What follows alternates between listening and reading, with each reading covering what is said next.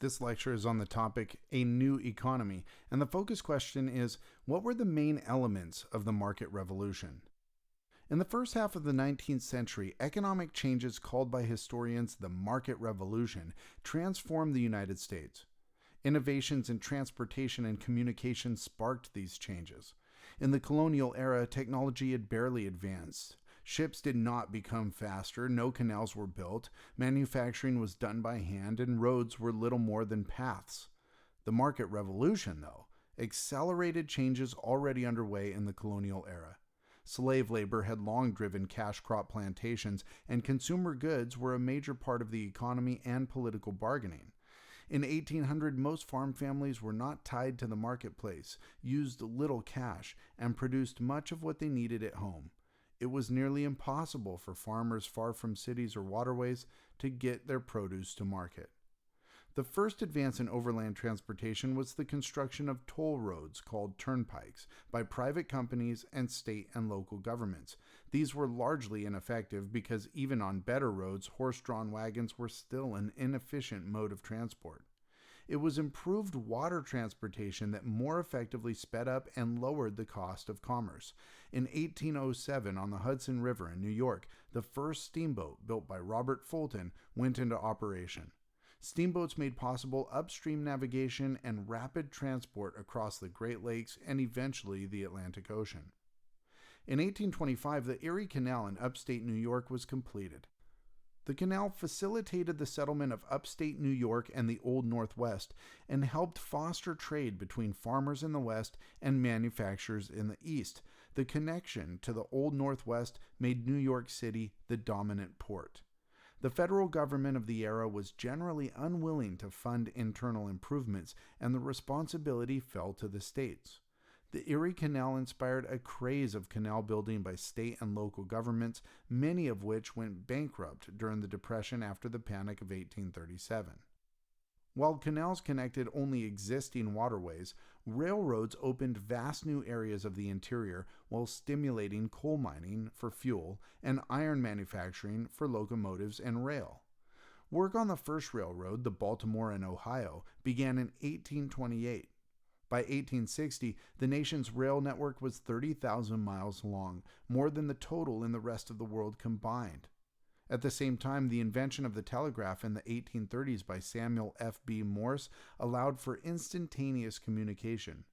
First used commercially in 1844, the telegraph served businesses and newspapers by helping to speed the flow of information and bringing uniformity to prices, and would eventually serve as communication for individuals. Transportation and communication improvements fostered the growth of the West as a new region. Between 1790 and 1840, around 4.5 million people crossed the Appalachian Mountains, much of it after the War of 1812, when land-hungry Easterners moved west. Between 1815 and 1821, Indiana, Illinois, Missouri, Alabama, Mississippi, and Maine became states.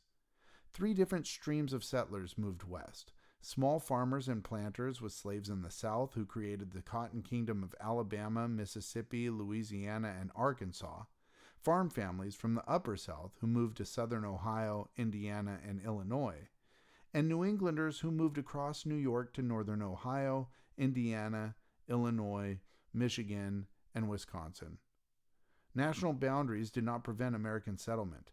In Florida and later in Texas and Oregon, American settlers claimed land ruled by foreign countries, such as Spain, Mexico, and Britain, or Indian tribes.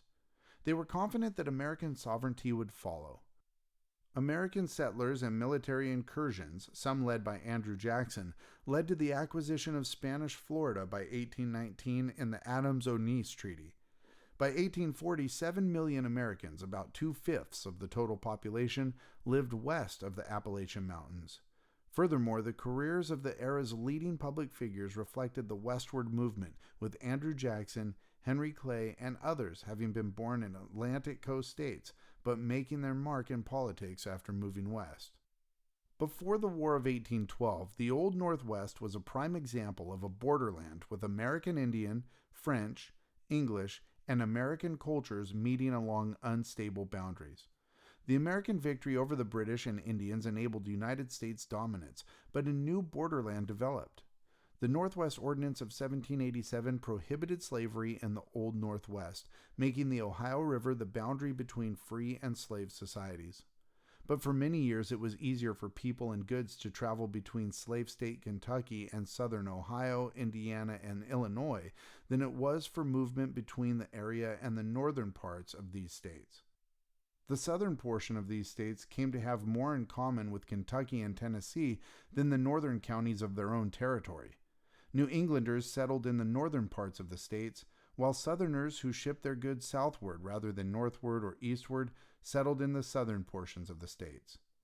The concentration of Southerners made Illinois and Indiana key political battlegrounds during the emerging slavery controversy. The market revolution and westward expansion occurred simultaneously in the North and South, heightening section divisions. In some ways, the most dynamic feature of the American economy in the first 30 years of the 19th century was the rise of the Cotton Kingdom. The early Industrial Revolution began in England and spread to the north, where it centered on textile factories that demanded huge amounts of cotton, a crop for which the Deep South was particularly suited. In 1793, Eli Whitney invented the cotton gin for separating seeds from the fibers, a particularly laborious process that slowed the marketing of cotton. Now the crop could be produced and marketed on a much larger scale. Coupled with rising demand for cotton and newly opened land in the West, the cotton gin revolutionized American slavery. Expected to die out because tobacco exhausted the soil, slavery instead expanded with cotton plantations spreading into the South Carolina upcountry.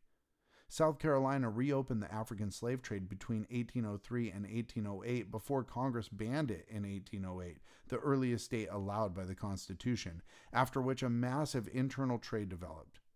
After the War of 1812, the United States consolidated control over the Deep South and acquired Florida, forcing Indians to cede lands for white settlement and thus the expansion of cotton production and slavery. Historians estimate that around 1 million slaves were shifted from older slave states to the newly opened Deep South between 1800 and 1860. While some were transferred to new plantations acquired by their owners, most were sold at auction into a well-organized business that gathered slaves in Maryland, Virginia, and South Carolina to be shipped to markets in Mobile, Natchez, and New Orleans. Slave coffles, or the forced marching to the Deep South of chained groups of slaves, became a common occurrence. Westward expansion meant increased freedom for whites and significantly decreased freedom for African Americans, as families and communities were torn apart to fuel the internal slave trade. In 1793, the United States produced 5 million pounds of cotton, a number that would grow to 170 million by 1820. Most of the growth was based on slave plantation production.